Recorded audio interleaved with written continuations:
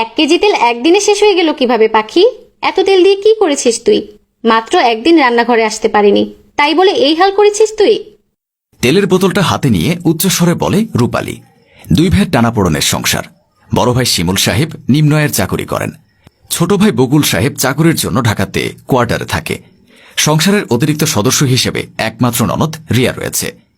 কি হয়েছে আপা, আমায় কিছু বলছিলে তুমি?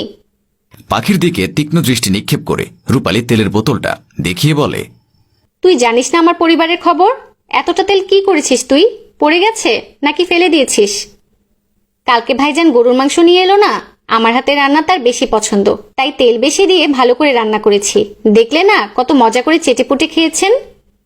রূপালীর মাথায় হাত উঠল। কিছুটা বিরক্ত মুখে দেখা গেল।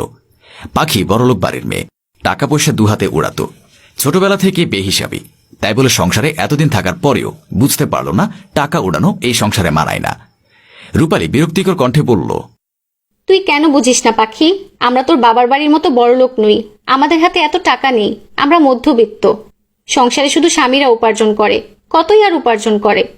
নিত্যপণ্যের দাম বাড়ছে বই কমছে না, কিনতে হিমশিম খাচ্ছে তোর ভাইজান। আমাদের বেহিসাবি হলে চলে না। টাকা পয়সার ব্যাপারে কেউ কখনো পাখিকে খোটা দেয়নি। এই প্রথম ভাবি 2-4টা কথা শুনিয়েছে। আত্মসম্মানে লাগলো পাখির। পাখি রাগান্বিত কণ্ঠে বলে, আমার বাবার বাড়িতে 4-5টা কাজের লোক, কোনো কিছুতে কমতি নেই।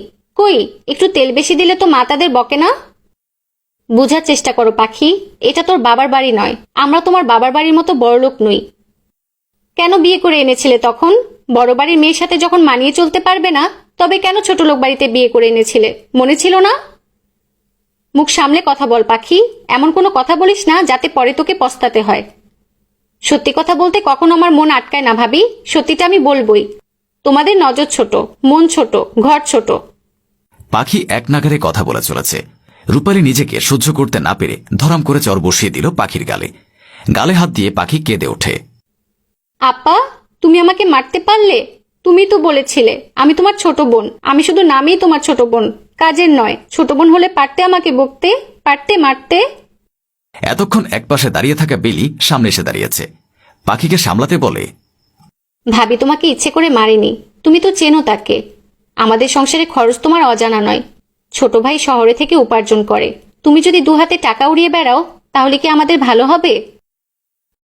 বুঝি বুঝি, সব বুঝি। ভাবি ননদ মিলে আমাকে বোঝাতে এসো না। আমি আর এই সংসারে থাকবো না। একবার তোমার ভাই আসুক, আমি নতুন সংসার পাতবো তাকে নিয়ে। বলি রাগ দেখিয়ে ঘরে চলে গেল পাখি। রূপালী ও বেলি পাখির গমনের পথের দিকে নিষ্প্রাণ দৃষ্টিতে তাকিয়ে আছে। পাখির কথাটা তাকে ভাবাচ্ছে। রূপালী চিন্তিত হয়ে বলে, বেলি, আমি ইচ্ছে করে এমন করিনি। আমার এই ছোট্ট সংসারটাকে সে বলেছে ছোট লোক, ছোট মন, ছোট নজর। আমি নিজেকে সামলাতে পারিনি। তুমি চিন্তা করো না, ভাবি রাগের মাথায় চলে যাওয়ার কথা বলেছে। রাগ পড়ে গেলে যাওয়ার কথা ভুলে যাবে। রূপালী আশ্বস্ত হতে পারল না। রাতে অফিস ছেড়ে বাড়িতে ফিরেছে শিমুল সাহেব। আজ তার দরজা খুলে দিয়েছে বেলি। আজ দীর্ঘ কিছুক্ষণ দরজার বাইরে দাঁড়িয়ে থেকেছেন তিনি। রোজ দিন পাখি দরজা খুলে দেয়। পাখিকে বেশ পছন্দ করে বউ করে এনেছেন। সম্পূর্ণ ঘরে নজরবন্দি করে শিমুল সাহেব। মেয়েটা অসুস্থ কিনা এই নিয়ে বেশ চিন্তিত তিনি। বেলিকে উদ্দেশ্য করে বলে, কিরে বেলি, আজকে পাখিকে দেখছি না যে, মেয়েটা কোথায়? শরীর খারাপ হলো না তো? বেলি আমতামতা করে। সেই সময় থেকে এখন অবধি ঘরে বসে আছে। জবাব না পেয়ে শিমুল সাহেব বলেন, ডাক্তারকে ফোন দিয়েছিলে? ভাইয়ের জেরাতে নিশ্চুপ থাকতে ব্যর্থ হয় বেলি। দুপুরের ঘটনার পুনরাবৃত্তি করে। শিমুল সাহেব গম্ভীর হয়ে যায়। সবটা শুনে চটে যায় রূপালীর উপর। গলা ছেড়ে বেশ কয়েকবার ডাকে রূপালীকে। রূপালী, এ রূপালী। রূপালী আসে। তুমি বাড়ির বড় বউ, বড় বউ হয়ে ছোটদের মতো আচরণ করছো কেন? বাড়ির বউয়ের গায়ে কেউ হাত দেয়? মেয়েটা না খেয়ে দরজা বন্ধ করে বসে আছে। অসুস্থ হয়ে গেলে ডেকেছিলে? বেশ কয়েকবার ডেকেছি, পাখি কোনো সাড়া দেয়নি। সাড়া দেওয়ার মতো কাজ করেছো যে সাড়া দেবে? শিমুল সাহেব রাগ দেখিয়ে ঘরে গেল। রূপালী বেলি উভয়ে মন খারাপ করে শিমুল সাহেবের গমনের পথের দিকে তাকিয়ে আছে। পুনরায় দরজা ধাক্কা দিয়ে বলে, বোন আমার, লক্ষ্মীটি, দরজা খোল পাখি।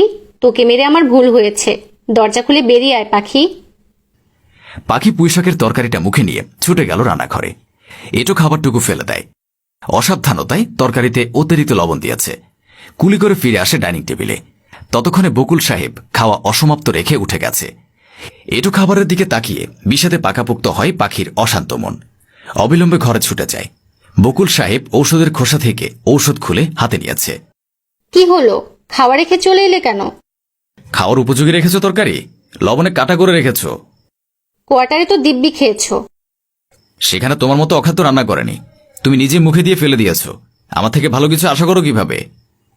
আমি বাড়িতে ফিরে যাব। না, সংসার করেছো, আলাদা হয়েছি, এবার নিজের সংসার সামলাও। তোমার রান্না যদি ভালো না হয় আমি আবার কোয়ার্টারে চলে যাব, বলে দিলাম। বকুল সাহেব ও পাখি শহরে এসেছে আজ 3 মাস হয়েছে। বকুল সাহেব সারাদিন অফিসে থাকে। মনের কথা বলার মতো কেউ নেই পাখির। একা থাকতে থাকতে দম বন্ধ হয়ে আসে তার। প্রচন্ড মিস করে আগের পরিবারকে। বড়লোক বাড়ির মেয়ে বলে ভালো রান্না করতে পারে না পাখি। এই নিয়ে 3 বার পাতলা পায়খানায় ভুগেছে বকুল। অথচ ভাই ভাবির সংসারে শখ ছাড়া কখনোই রান্নাঘরে পা ফেলত না সে। শিমুল সাহেব বাড়িতে ফিরলে দরজা খুলে মুচকি একটা হাসি দিত, বলতো, আমার ভাইয়ের জন্য লক্ষ্মীমন্তর একটা মেয়ে বউ করে এনেছি। পুরনো দিনের স্মৃতিগুলো ভাবলে পাখির মন খারাপ হয়ে যায় প্রায় একাকিত্বে ভুগতে ভুগতে কান্না করে। বকুল সাহেব তার ব্যবহৃত ফোনটি রেখে গেছে। বকুল ভাবির নাম্বারে ফোন করে। হ্যালো ভাবি। বলতে বলতে কেঁদে দেয় পাখি। পাখির কান্না শুনে রূপালী উদাসীন হয়ে গেছে। উত্তেজিত হয়ে বলে, এই পাখি, বোন আমার, কাঁদছিস কেন পাগলি? কি হয়েছে? বকুল কিছু বলেছে? ফেলে আসা ভাবি এভাবে ব্যাকুল হয়েছেন ভেবে কষ্ট পায় পাখি। আসার সময় রূপালী ছাড়তেই চায়নি। আপা, আমার এখানে থাকতে কষ্ট হয়, তোমাদের ছেড়ে আমি থাকতে পারবো না। আমি বকুলকে বলছি তোকে আবার আমাদের কাছে দিয়ে যেতে। কাঁদিস না পাগলি। পাখি ফোন রেখে কেঁদে দিল। বকুল সাহেবের সাথে নতুন বাড়িতে ওঠার পর তার চুলগুলো উস্কো খুস্কো হয়ে গেছে। তেল দেওয়া হয় না। বাড়িতে থাকতে রূপালী চুলে তেল দিয়ে দিত। চুল আছড়ে বলতো, পাখি, চুলগুলোতে জট পাকিয়ে রেখেছিস কেন? আল্লাহ তোকে চুল দিয়েছে, তাই অযত্ন করছিস। আমাকে দেখ, চুলের এত যত্ন করি অথচ চুল নেই। এছাড়াও প্রায় দিন পাখি না খেয়ে ঘুমিয়ে পড়লে রূপালী মাঝরাতে ডেকে খাওয়াত। পরদিন সকালে শিমুল সাহেব, রূপালী ও বেলি ব্যাগপত্র নিয়ে হাজির হল। চিরচেনা সে মুখগুলো দেখেই কেঁদে উঠল পাখি। রূপালীকে জড়িয়ে ধরে বলে, আপা, আমাকে ক্ষমা করে দাও, আর এই জেলখানা থেকে মুক্ত করে দাও। আমার এখানে থাকতে ভালো লাগে না। বেলি ব্যঙ্গ করে বলে, কেন ভাবি? তুমি তো বলেছিলে আলাদা সংসার পাতবে, এখন আবার আমাদের সাথে থাকতে চাইছো কেন?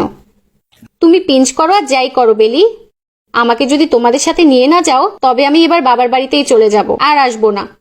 বলেই কান্না জুড়ে দিল বেলি। তবে আর কি, ব্যাগপত্র নিয়ে চলে যাও বাবার বাড়ি। জ্বালাস না তো মেয়েটাকে, আমি এবার তোমাকে আমাদের সাথেই নিয়ে যাব। পূর্বের ন্যায় রূপালীর সংসারে সুখে আছে পাখি। 2 যা ভালোই আছে একসাথে। পুনরায় বকুল সাহেব অফিসের কোয়ার্টারে থাকতে শুরু করেছে। 3 জন দুষ্টুমিতে মেতে থাকে সর্বক্ষণ। আলাদা থাকার দিনগুলো মনে পড়লে মন খারাপ হয়। যৌথ পরিবারে একটু স্বার্থ ত্যাগ করতে হয়। একজনের একটু ত্যাগে অন্যজন আরেকটু ত্যাগ করলে তবেই তো সংসারে শান্তি ফিরে আসে।